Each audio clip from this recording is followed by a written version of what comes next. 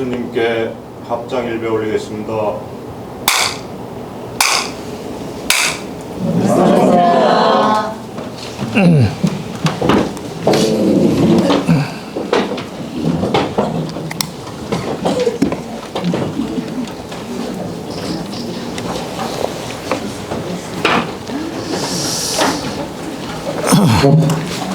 반갑습니다. 오다 보니까 뮤지컬 영웅이라는 포스터가 붙어 있었어요. 이제 뭐 안중근 의사의 100주년 탄신 기념이다. 이렇게 100주년 기념이다. 의거 기념이겠죠. 그러면서 이제 오늘 우리가 같이 공부할 내용을 함께 이렇게 생각을 해보니 세상을 사는 사람이든 수행을 하는 사람이든 공통적으로 통하는 미덕이 하나 있습니다. 그 미덕이 뭐냐면 나를 내려놓기, 헌신하기입니다. 근데 이제 나를 내려놓고 헌신하는 일이 사회적 내려놓기 헌신과 종교적 내려놓기 헌신이 조금 달라요. 달라요. 그래 예를 들어서 우리 회장님께서 이 고심정사의 회중들을 위해서 개인사를 불고하고 시간과 에너지를 모두 쓰면 우리에게 존경받을 거잖아요. 그러면 이제 그런 헌신의 보답으로 존경이 돌아오거나 명예가 돌아와. 이것은 이제 세속적 말하는 헌신일 수 있습니다. 그래서 안중근 열사를 우리가 영웅이라고 불러서 조금도 부족함이 없을 텐데 한비자라는 책에 의하면 영은 여기 꽃봉오리 영자거든요. 우리는 보는 꽃뿌리 영인데 그게 꽃봉오리라는 뜻입니다. 원래 우리가 남자를 영웅이라고 했는데 남자는 이뻐야 되거든. 그래서 꽃봉오리 영자를 썼어요. 그래 예를 들어 신라 때 꽃남자가 있었습니다. 그게 뭐죠? 화랑이잖아요. 화랑과 영웅이 똑같은 말이에요. 영웅도 똑같이 꽃남자라는 뜻이에요. 수컷 웅이거든요. 그래서 꽃 같은 남자, 이게 영웅입니다. 근데 회남자에 의하면 영웅은 10,000명 중에서 뛰어난 사람, 1000명 중에서 뛰어난 사람은 준걸 준자를 써서 준이라고 합니다. 그 다음에 100명 중에 뛰어난 사람은 호걸 할 때 호자를 써서 호라고 부릅니다. 10명 중에 뛰어난 사람을 걸이라고 불러요. 걸. 그러니까 이제 안중근 의사는 적어도 10,000명 정도에게는 이의 없이 저 사람은 정말 굉장한 사람이야 라고 존경을 받는데 그 이유가 뭐냐 이거예요. 자기를 내려놓고 헌신하는 수준에 따라서 그에 상응하는 존경이 간다 이 말입니다. 그럼 이순신 장군 같이 온 민족을 위해서 창생들을 위해서 자기 전생애를 바쳤다면 이건 영웅 영자로는 안 되는 거예요. 그러니 안 되니까 성웅했어. 성웅은 억조 창생과 내 운명을 같이 한 사람이라는 뜻입니다. 이 성자부터는 이제 세속과 종교가 사실은 만나는 지점이기도 하거든요. 근데 이제 안중근 의사가 결코 그 존경과 명예를 바래서 했다고 우리가 그 행동을 평가할 자격은 우리에게 없지만 세속의 흐름으로 봤을 때 이제 안중근 열사의 그 행위는 적어도 10,000명, 100,000명 중에서 있는 사람들이 모두 당신은 훌륭합니다. 왜? 당신을 버렸으므로. 이 얘기거든요. 종교 역시 그렇습니다. 종교는 버리는 문제입니다. 이 공부의 전부가.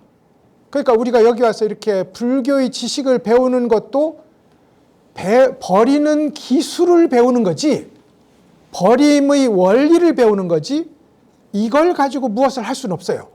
이걸 가지고는. 그런 의미에서 종교의 원리는 버림을 지향하고 버림을 목적으로 한다. 그러면 요만큼 버리면 요만큼 훌륭할 거고, 그거보다 2배 버리면 2배 훌륭할 거고, 그러면 결론은 다 버리면 그게 부처님이었다 이 말이죠.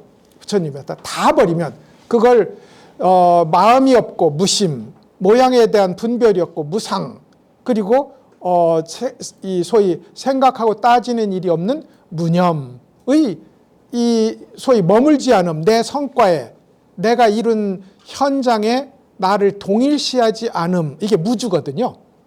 이 소위 무념무상 무주를 실천한 부처님은 무엇과 같아졌느냐? 무엇과 같아졌냐? 버리는 만큼 같아지거든요. 예를 들어서 고심정사를 위해서 버리면 나라는 요만한 존재가 고심정사만해져요. 그렇겠죠, 그죠? 그만큼 그러니까 존경받는 게 그 크기만큼. 근데 인류를 위해서 나를 버리면 내가 인류만큼 커져요. 그러면 그만큼 또 존경받습니다.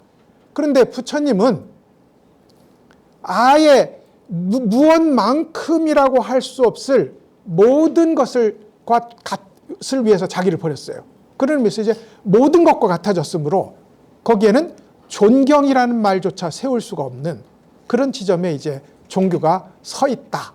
이렇게 이제 얘기를 해야 되거든요. 그래서 어떻게 생각해도 여러분, 우리가 무슨 기술을 쓰던 무슨 마음을 먹던 세속적으로도 그렇고 뭐 사실은 세속적으로는 나 버리면 욕 먹습니다. 특히 집에 가면.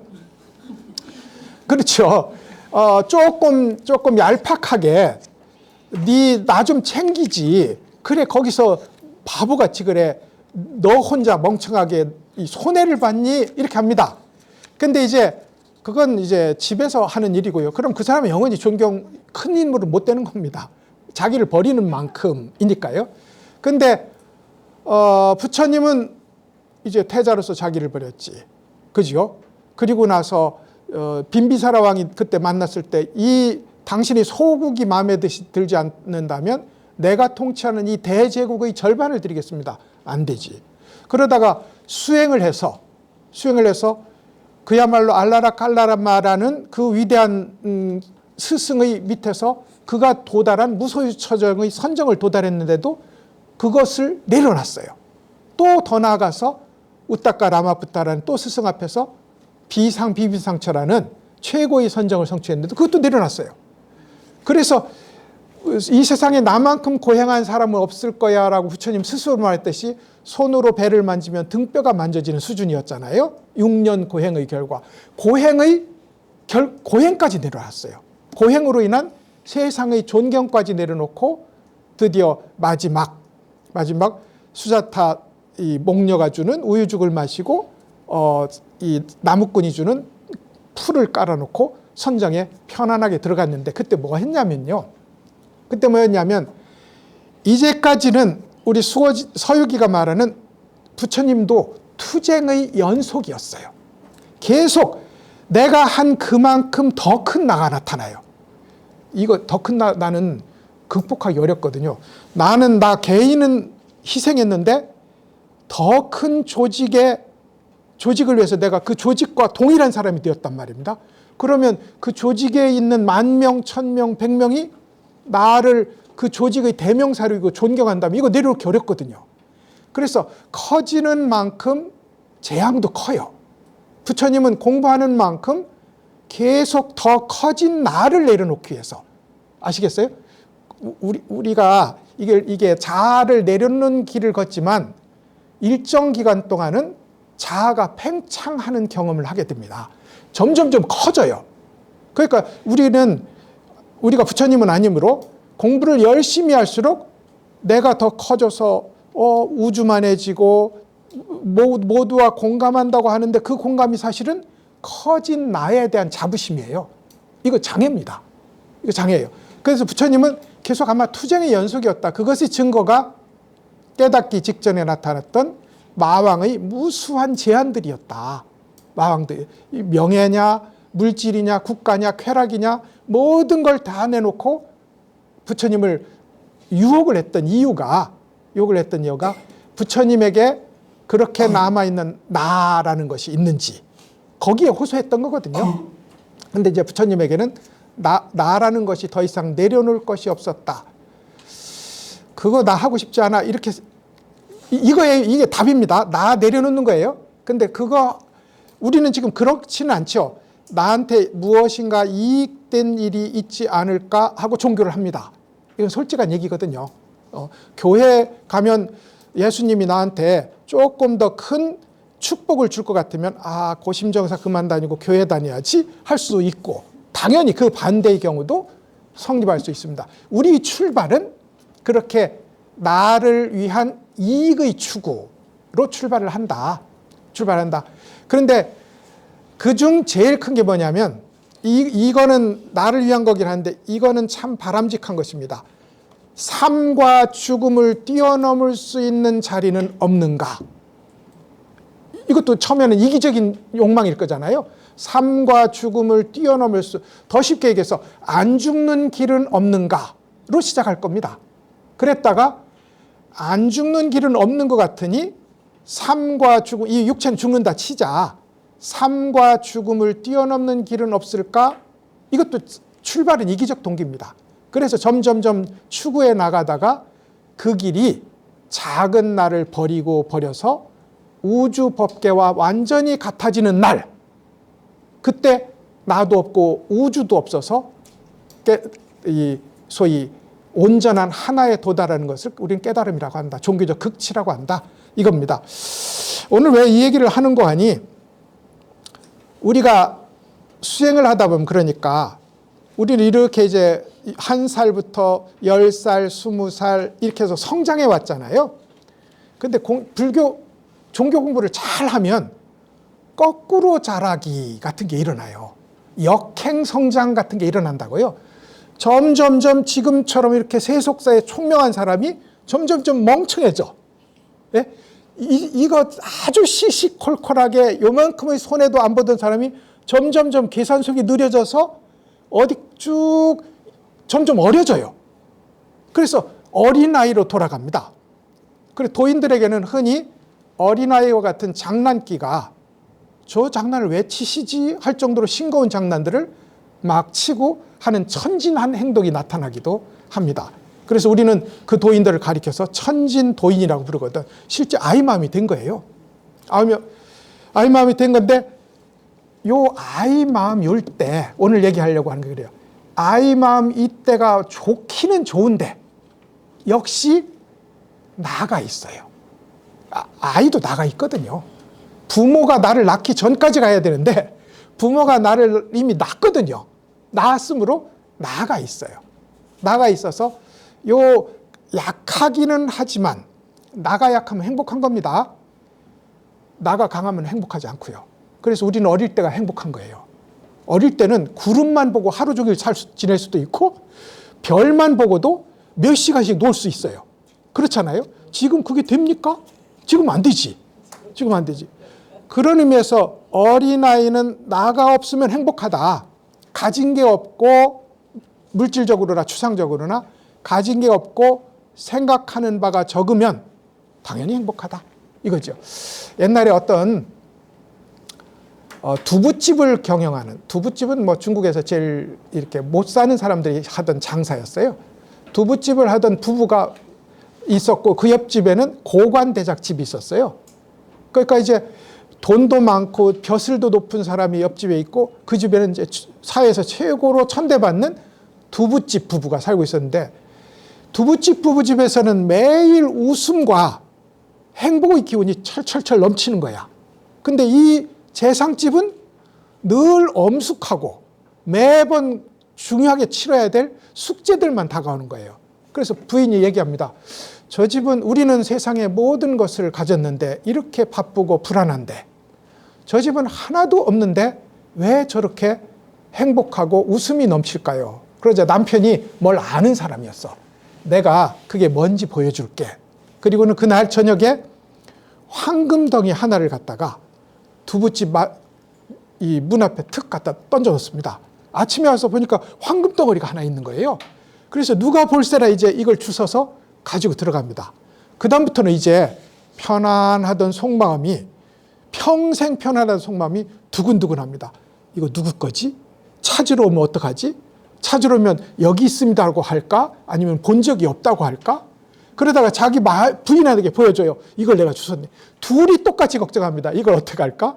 이러다 보니까 그 집에는 웃음도 없고 행복도 없어진 겁니다. 그래서 재상이 자기 부인한테 말해요. 봤지?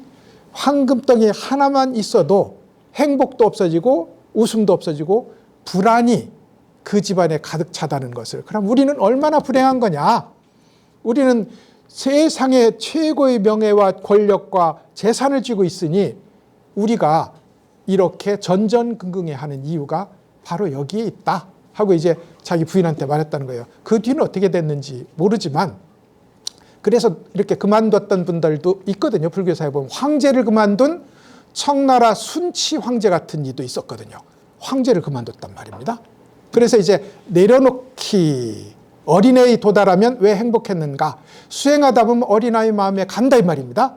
실제로 우리도 체험합니다. 점점점 단순해지고 점점점 명랑해지고 이건 공부의 증거예요. 철 없어지는 거예요. 점점점 철 없어지고 이것이 이제 공부의 흘러가는 길인데 오늘 이제 어린아이가 된 어린아이 요마에 대한 얘기를 하나 해드릴까 싶습니다. 빨가숭이 어린아이 요괴가 있었어요. 여기가 있었는데 이제 삼장법사가 가는 길목에 삼장법사의 소문을 듣습니다. 저 수행이 깊은 저 스님을 잡아먹으면 하늘처럼 오래 살 수 있다더라. 그리고 이제 기다려요. 그러니까 마침 딱 삼장법사가 온 걸 알아챘어요. 그래가지고 이제 삼장법사를 잡으려고 딱 올라가 보니 저 분명히 토실토실 하얗게 살이 찐 삼장법사가 있어서 먹기는 딱 좋은데 그 옆에 흉악하게 생긴 3명이 호위무사로 지키고 있는 거예요. 야, 이건 안 되겠다. 작전을 써야 되겠다. 그리고는 이제 이 요괴가 어린아이, 그냥 옷 1000조각 하나 안 걸친 7살 어린아이로 변해서 스스로 몸을 묶고는 소나무에 매달려서 사람 살려 구해주세요 라고 하는 거예요. 손오공이 보니까 저 요괴가 장난을 치는 것을 금방 알게 됩니다. 그래서 이제 손오공이 이 삼정법사는 누가 좀 구해달라고 하니 불쌍하니까 가보자.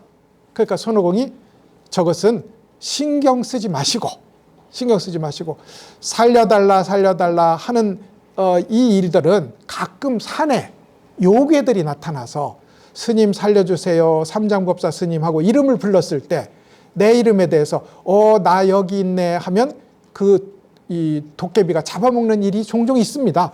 우리도 이름 때문에 잡혀먹잖아요. 의무라는 이름, 헌신이라는 이름, 수행이라는 이름, 청렴함이라는 이름, 이것 때문에 잡혀먹는 거거든. 이름 때문에 우리가 잡혀먹어 왔다고요. 그러니까 우리 빨리 갑시다. 그리고는 손오공이 이제 땅을 주름 잡는 술법을 써서 이렇게 줄여놓고는 여의봉으로 이렇게 밉니다. 땅을 펼쳐요. 그러니까 앞에 있던 요괴가 뒤에 있게 되는, 땅이 주름 잡혀서 요괴가 이제 지나갔어요. 그래서 아무리 기다려도 삼장법사가 안 오니 요괴가 다시 올라가서 보니까 이미 앞질러 가고 있는 거예요. 그래서 다시 이제 앞에 가서는 또 똑같이 나 좀 살려주세요. 그래서 삼장법사에게 발견이 됩니다. 내가 이렇게 도둑 강도들을 맞아서 우리 집안 부모들이 죽고 나 혼자 이렇게 잡혀서 여기에 묶여 있는데 저 좀 살려주시면, 보시죠. 저 좀 살려주시면 좋은 보답이 있을 겁니다. 이러면 최고지요. 명분, 이익. 예? 명분과 이익. 국가에 충성하시면 아파트 드리겠습니다. 국가에 충성하시면 이거 그럼 충성하죠. 명분, 이익. 그래서 이제 저 팔개가 좋아라 이제 살려주자고 이제 주작을 합니다. 삼장법사가 이제 이 요괴를 풀어줘요. 그자 요괴를 업고 가야 되는데 요괴를 업고 가야 되는데 말에 타라 이러니까 저는 산골 사람이라서 말 탈 줄 모릅니다. 그러면 저 팔개의 등에 타고 가면 어떻겠니? 털이 너무 뻣뻣해서 싫습니다. 그러면 사오정이 업고 가도록 할게. 저 시커먼 얼굴이 우리 집에 쳐들어왔던 강도랑 똑같습니다. 그러면 이 양반 업고 가면 되겠습니다. 그래서 이제 손오공 등에 업혀요. 근데 이제 손오공이 업고 가다 보니까 처음에는 가벼운 공기처럼 가볍던 요괴가 점점점 무거워지더니 산처럼 무거워진 거예요. 손오공이 성질이라서 이제 이걸 패대기를 칩니다. 그 사이에 요괴는 도망가면서 삼장법사를 잡아가서 이제 손오공이 산신과 토지신을 불러서 산신과 토지신을 불렀어요. 불러보니 30명쯤의 15명, 15명, 30명의 신들이 나타나는데 다 누더기에 떨어진 신발에 모자도 없이 거지처럼 신들이 나타나는 거예요. 그래서 너희들 왜 이렇게 됐니? 그러니까 이 산에 홍해와 빨가숭이 어린아이 요괴가 사는데 매일마다 우리를 불러서 자기를 찬양하게 하고 그때마다 우리에게 소위 뇌물을 바치라고 합니다. 야, 신들이 무슨 뇌물이 있어? 그러니까 저희들이 노루도 잡아서 팔아가지고 바치고 산토끼도 팔고 없으면 옷도 벗어서 팔고 이래서 모시고 있습니다. 이렇게 이제 얘기를 해요. 그래서 이제 그러면 내가 한번 잡아줄게. 그리고는 가서 했더니 요괴가 불을 뿜는 요괴였어요. 요괴가. 그래서 이제 자기를 코를 2번 이렇게 때리더니 입으로 이제 불을 뿜어서 손오공을 상대합니다. 손오공이 뭐 불에는 문제가 없는데 손오공이 연기에 약해요. 그래서 이제 연기를 뿜는 순간 손오공이 이제 기절을 합니다. 심장이 거의 멈출 지경이 되는. 그래서 이제 저팔계가 암말을 하고 해서 별일을 다 해서 이 요괴를 살려내요. 우리가 도저히 안 되겠다. 관세음보살에게 도움을 청하러 가자. 그리고 이제 관세음보살에게 저팔계를 보냈다가 저팔계는 또 이 재주가 없으니 또 요마에게 들켜서 잡혀가고 손오공이 이제 찾아갑니다. 찾아갔더니 관세음보살이 보타낙가산에서 설법을 하고 있다가 병을 이렇게 정병을 들고 있지 않습니까? 정병을 들고 있다가 홍해아라는 요괴가 그렇게 난리를 친다니까 화를 버럭 내면서 정병을 바다로 던져요. 이 보살이 화를 냈다고요. 그러니까 온 동서남북 바닷물이 이 정병 속으로 들어갑니다. 손오공에게 너 이거 들어봐 하니까 세상의 모든 무거운 걸 들을 수 있는 절대 실력의 손오공도 들을 수가 없는 거예요. 근데 바다에서 거북이 한 마리가 나와요. 그러더니 고개를 이렇게 끄덕입니다. 1번, 2번, 3번, 24번. 고개를 24번 끄덕이고는 이 정병을 문제도 없이 등에 지고는 이제 저 요괴를 잡으러 출발을 합니다. 이 관세음보살의 손오공도 연잎 하나에 태우는데 손오공이 무겁잖아요. 나아가 있으면 무겁습니다. 무거운데 손오공이 그 사이에 놀래 경기 들렸지요.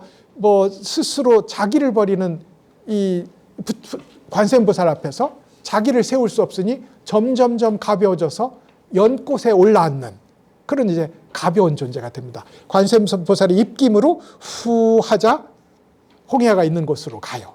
그래서 이제 이 하늘에서 칼 36자루를 빌려다가 연화대를 만듭니다. 관세음보살은 그렇게 되죠.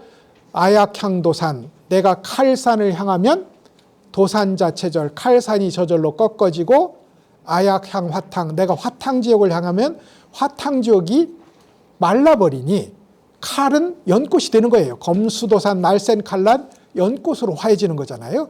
그리고 연화대를 놓고는 이제 거기 앉아 있다가 이 요괴와 싸우는데 관세음보살이 도망을 갑니다.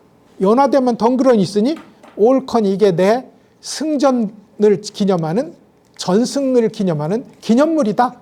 그리고 그 위에 올라앉으니까 연잎이 칼날이 되어서 이 요괴의 허벅지를 찔러서 이제 사로잡습니다.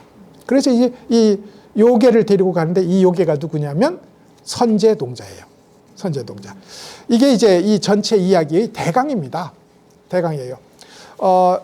지금 말씀드린 것은 어린아이 상태, 역행성장 일어납니다. 우리가 공부를 열심히 해서 참선을 하고 관세음보살 기도를 하고 열심히 해서 어린아이 정도의 마음에 가면 이게 양날의 칼과 같아요. 하나는 수행이 그만큼 말끔해져서 청정해져서 수행이 더 깊어질 수 있는 길에 있기도 하고, 다른 하나는 그 어린아이가 땡깡을 부리면, 어린아이 땡깡 부리잖아요. 어린아이가 어린아이다운 땡깡을 부리면 거기서 마왕이 되는 겁니다. 그래서 얘 이름이 성인이자 어린아이인 마왕입니다. 성영대왕이에요. 성인인데 어린아이라서 성인이 되느냐, 이제 다시 이 나를 주장하는 어른으로 크는 어린이가 될 거냐 하는 갈림길에 서 있는 대왕이라는 뜻으로 성영대왕이 됩니다. 이 성영대왕을 상대하는 것이 지금 손오공의 싸움이라고요. 아마도 이제 이 성형당의 아버지는 나중에 제가 오늘 시간 되면 그것까지 할 수 있을지 모르겠는데 우망이라고 해서 큰 소가 변한 마왕이 있어요. 뿔이 2개죠, 당연히.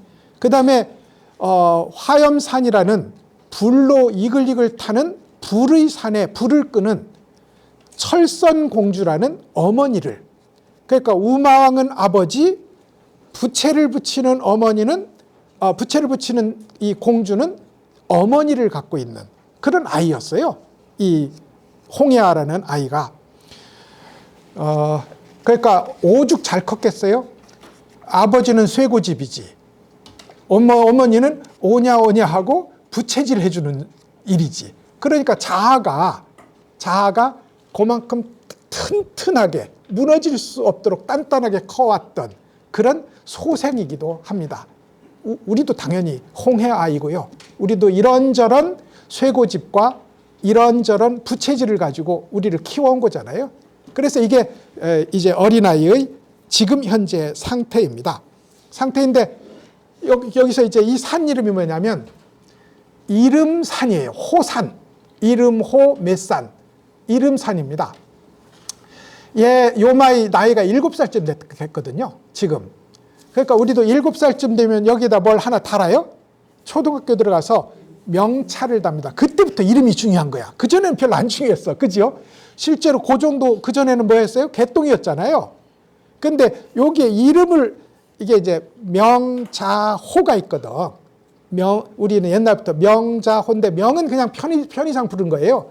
자는 조금 이름을 격이 있게 부르는 거고, 호는 사회적 입장을 갖는 이름이 호입니다. 이렇게 우리 3가지 이름이 있어요. 명, 이건 아마 고종 같은 경우는 개똥이었을 거고 마당쇠였을 거고 뭐 그런 거라고요. 그래서 이제 여기는 호산, 이름산이에요. 이미 7살쯤 됐으니까 이름과 나를 동일시한 거야. 요때부터 요마가 시작되는 거거든. 요때부터 이제 공부 주제가 생기는 거라고요. 요때부터. 그래가지고 이름산에 살고 있는 요마였는데, 이 이름산에서 이제 삼장법사를 향해서 스님 저 좀 살려주세요, 스님 저 좀 살려주세요 하고 외쳐 부르는, 다른 사람이 스님 이름을 외쳐보는 그런 이제 소위 이름 전략을 구하고 있다. 이름 전략을. 그러니까 우리도 가만히 있는데 회장님 하는 순간 갑자기 회장해야 될 것 같은, 예? 사장님 하는 순간 갑자기 사장해야 될 것 같은, 이름은 그래 무서운 거거든요. 무서운 거는. 그래서 이제 이름산에서 이름을 가지고 우리의 자의식을 자극하는 그런 산에 요마가 살고 있었다. 그러자 당연히 제일 먼저 모양과 이름과 이익에 흔들리는 저팔계가 거기에 반응을 합니다. 보니까 어린아이를 살려주는 건 부처님 명분에 맞고, 이것도 이름입니다. 명분에 맞고, 저 집에 가서 맛있는 것을 실컷 얻어먹는 것은 내 이름에 맞아. 저팔계는 먹는 거잖아요. 그러니까 2 이름에 맞아요. 세속적 이름에도 어울리고 성스러운 이름에도 어울리니 저 어린아이를 구해주도록 합시다. 자기가 도달한 자리에 집착하는 일이에요. 이게 자기가 도달하는 경계에, 어떤 경계고 자기가 도달한 것을 내려놔야 됩니다. 서유기 문법은 그거예요. 공부하다 보면 좋은 자리가 있다. 그 좋은 자리에 머물면 마왕이고 그 좋은 자리를 내놓으면 구도자다. 이거거든요. 그러면 참선했는데 앉기만 하면 편안해.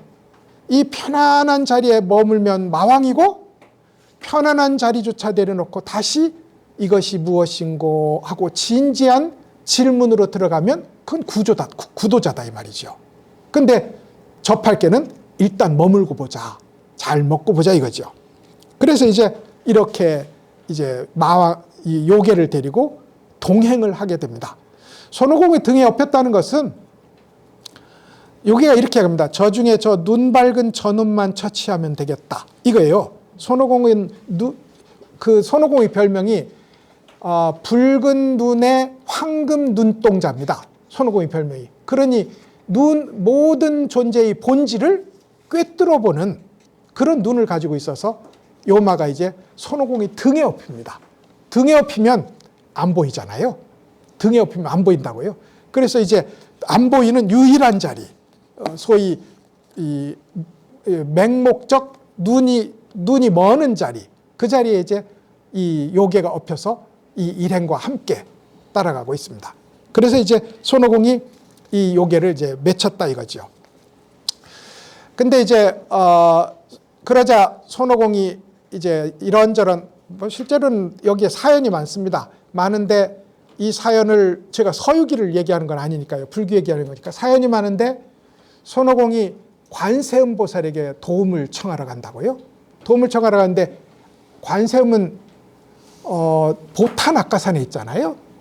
보타낙가산에 이제 갔더니 아까 말씀드린 것처럼 정병에 먼저 화나는 모습, 요괴가 장난을 치고 있다는 그런 요괴가 고전에 이 심부름을 가는 저팔계를, 그러니까 이제 저팔계, 손오공은 요괴의 연기에 당해서 거의 죽을 지경이 돼 있고, 그러자 나는 지금 움직일 수 없으니 뼈마디가 아파서 움직일 수 없으니까 네가 관세음보살에게 좀 가서 도움을 청해라.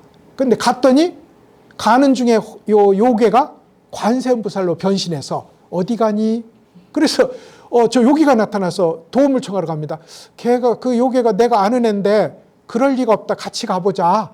그래가지고 같이 가서는 보따리에 이 팔개를 잡아서는 매달아 놓고 이제 삶아 먹을 판입니다.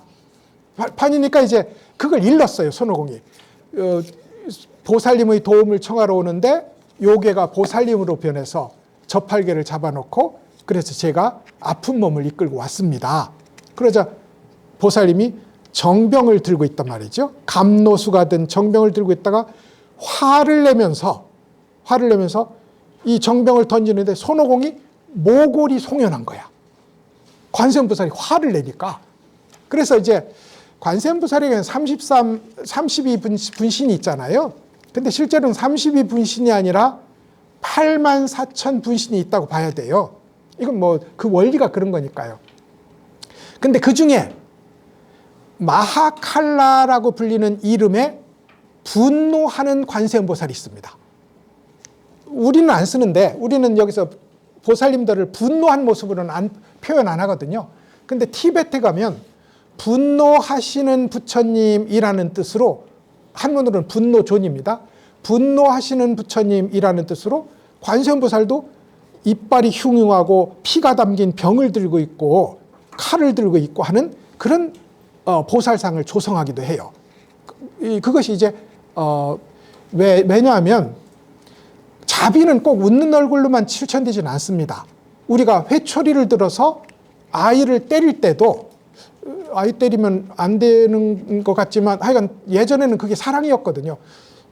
사랑의 매라고 했잖아요. 사랑의 매입니다. 거기다 써놓기도 했어요. 사랑의 매. 근데 이제 어쩌면 그게 맞을지도 몰라요. 우리도 지도 편달하는데 그 편자가 채찍 편자고 달은 몽둥이 달자입니다. 그래서 편달하려면 있잖아요. 채찍도 휘두르고 몽둥이도 휘둘러야 되는 건데 뭐 아마도 그게 옛 철학이 꼭 틀린 건 아닐 겁니다. 근데 이제 지금은 아니잖아요. 아닌데 여하튼 회초리, 사랑의 회초리 매도 있듯이 이 관세음보살이 이 어린아이 나 하고 떼쓰는 수준의 나, 얘는 우리보다는 훨씬 더 순진한 나입니다. 떼쓰는 수준의 나를 상대할 때 어린아이를 회초리로 때리듯이 무서운 얼굴을 한 분노한 부처님의 모습으로 나라는 장애를 상대를 해준 거예요. 그게 수행자에게 남은 거였거든요. 손오공이 모골이 송연했다는 것은 나한테 이렇게 싹트던 나라는 수행자의 자아의 싹이 거기서 훅 하고 시들었다는 뜻이기도 합니다. 그래서 이제 정병을 던졌어요. 관세음보살은 참 보살이지요. 보살이라서 모든 중생이 성불하기 전까지 나는 결코 성불하지 않겠노라 했어요. 그러니까 보살은 두 가지를 합니다. 위로는 상구벌이, 아래로는 하와중생을 하잖아요. 감로는 하와중생, 관세음보살이 관세음인 이유가 정병에 있어요. 지난번에 제가 그랬잖아요. 생명을 살리는 이 태상노군의 용광로에서 이 까맣게 탄 버들가지를 감노병에 꽂았더니 하룻밤 사이에 푸른 싹이 났다. 이 관세음보살의 감노는 그런 죽음을 되살리는 그런 힘이라고요. 우리한테 약속한 것이. 근데 감노병을 내던졌어요. 그거는 중생을 제도한다는 생각까지 내려놓는, 이거 금강경 이런 말이 있거든요. 보살은 불국토를 장엄하는 사람이겠습니까? 이렇게 말해요. 보살은 아까 같이 내가 칼산을 향하면 칼산이 사라지고, 이게 부처님 나라 만드는 거잖아요. 그럼 보살은 부처님 나라를 만드는 실천을 하는 분이겠습니까? 그러면 맞지요. 근데 수벌이는 아닙니다 라고 대답합니다. 왜요? 보살은 보시지계 인욕선정 정진 지혜를 가지고, 육바람일 가지고 이 세상을 모두 부처 나라로 바꾸고 있지만 자기 마음속에는 내가 그 일을 하노라 하는 자의식이 1도 없습니다. 내가 중생들을 제도하고 중생들을 고통에서 건지는 그 일을 하는 사람이야 라는 생각이 1도 없다고요. 그러니 관세음의 상징인 정병조차도, 감노 정병조차도 필요하다면 내던질 수 있는, 그렇게 내던지니 천하의 모든 무리, 모든 감노수가 이 감노병으로 들어오는, 나를 비워야 내가 채워지거든요. 나를 비우는 만큼 세상을 밝히는 빛이 된다. 예를 들어 우리가 4월 초파일 날 등을 키는데, 등의 의미는 그렇잖아요. 촛불은 자기를 태워서 세상을 밝혀. 불교의 수행자들은, 혹은 불교인들은 나를 깎아내려서 세상에 이익되게, 이게 최고 원리고 유일한 원리입니다. 나를 내려놓아서 내려놓는 그만큼 세상을 이익되게 하는 거라고요. 이게 보살의 실천인데 관세음보살은 정병까지 던졌어요. 그러니 그렇게 텅 빈 보살의 마음에 세상의 모든 자비가 흘러 들어오는, 그래서 세상의 모든 물이 정병 속으로 들어왔어요. 이걸 손오공은 들지 못하고 거북이 24번을 끄덕인 거북이가 듭니다. 우리도 관세음보살 행자잖아요. 관세음보살 행자가 되려면 유일한 한 가지의 미덕이 있습니다. 그건 뭐냐면 내가 관세음을 만나면 안 됩니다. 내가 관세음을 만나면 안 되고, 이 모든 현장이 관세음이 나타나는 현장임을 알아서 한 번, 여기 관세음이 나타났잖아요. 관세음보살님 한 번, 두 번, 24번, 하루 24시간 내내 관세음보살님 하고 받아들이고 수용하는 자리, 이걸 거북이가 말했어요. 거북이 좋잖아요. 거북이는 만만하잖아요. 거북이는 수용적이거든요. 워낙 느리니까. 거북이는 오는 자극을 받아들이는 존재지 스스로 열심히 움직여서 헤쳐나가는 것 같지는 않단 말이죠. 그래서 중국에서는 거북이를 지혜의 동물로 봤다 이 말입니다. 지혜의 동물로. 중국에 이건 예화인데, 중국에 거북 껍질을 가지고 점치는 법이 있었어요. 그 점치는 게 굉장히 단순했습니다. 오늘 비가 오겠습니까? 오늘 비가 동에서 오겠습니까? 서에서 오겠습니까? 남에서 오겠습니까? 북에서 오겠습니까? 이렇게 써놓고는 불에 태워요. 불에 끄슬려. 그래서 금이 세로로 가면 온다, 가로로 가면 안 온다. 예, 점이 이렇게 단순합니다. 아카시아 잎 들고 좋아한다, 좋아하지 않는다, 이거랑 똑같습니다. 우리가 괴를 뽑을 때도 동전으로 뽑을 수 있습니다. 하나는 이다, 하나는 아니다. 이다, 긴 거. 하나는 아니다, 잘라진 거. 태극 이 팔괘 있잖아요. 그래서 이다, 아니다를 선택하는 거거든요. 이다, 아니다. 그걸 아무리 방법을 해도 결론은 이다, 아니다입니다. 근데 그게 맞네. 그게 잘 맞습니다. 옛날에는 풀점도 있었거든요. 풀점도 있었어요.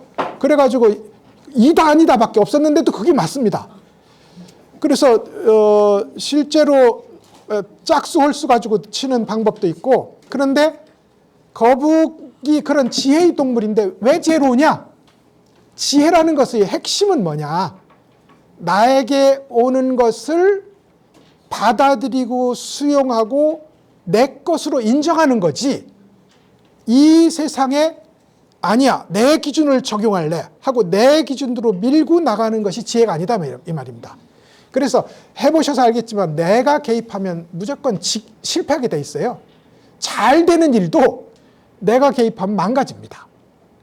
잘 되게 돼 있어요, 원래. 그런데 이 얘기만 하고 쉬어도 되겠습니다. 이것을 법인이라고 합니다. 본래 법이 온전한데 그걸 나를 주장하지 않고 받아들임, 이걸 참을 인자를 써서 법인이라고 불러요. 이게 우리가 공부해 나가는 핵심입니다. 이 법을 나에게 거북이처럼 나에게 오는 대로 네. 지난번 학구인 선사처럼 so 데스까. 그렇게를 오는 대로 받아들인다면, 당신 우리 딸하고 잤다며, 그랬답니까? 우리 딸 아기가 당신 아버지라면, 그랬답니까?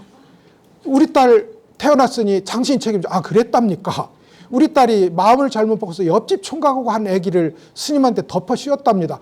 그랬답니까? 이건 법인이 된 거거든.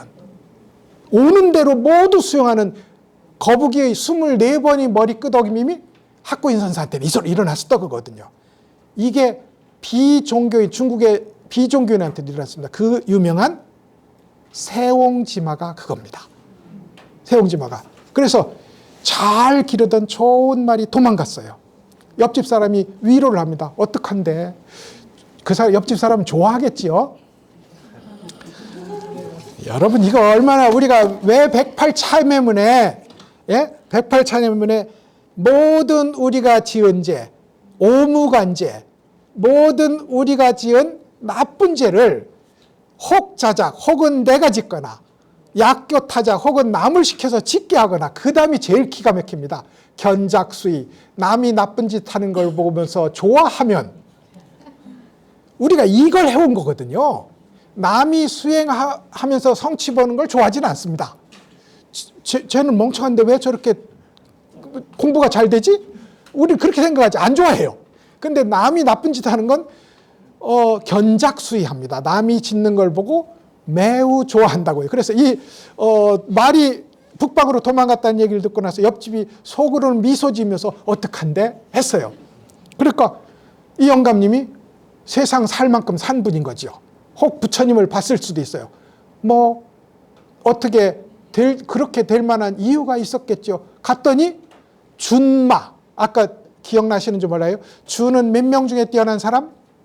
기억하시면 제가 이걸 하겠습니까? 기억 못합니다. 10,000명이 영웅할 때 1000명이 준, 그 다음에 100명이 호, 10명이 걸, 이렇습니다. 회남자가 한 얘기예요. 회남자가 한 얘기인데, 준은 1000이잖아요. 1000마리 중에 뛰어난 말, 준말을 데리고 왔어요. 준말을 데리고 왔어요. 또 옆집 사람이 이제 속으로 질투심에 펄펄 끓면서 또 와서 얼굴은 기뻐하는 표정으로, 기쁘시겠습니다. 이게 좋은 일이 될지 나쁜 일이 될지 다들 모르는 일이지요. 아들이 그 준말을 타다가 떨어져서 다리가 똑 부러졌습니다. 또 옆집 사람이 좋아하면서 어떡합니까? 그러니까 무슨 다 뜻이 있겠지요. 그러다 세상에 전쟁이 났는데 이 아들은 다리가 부러져서 병역 기피를 할 수 있었다.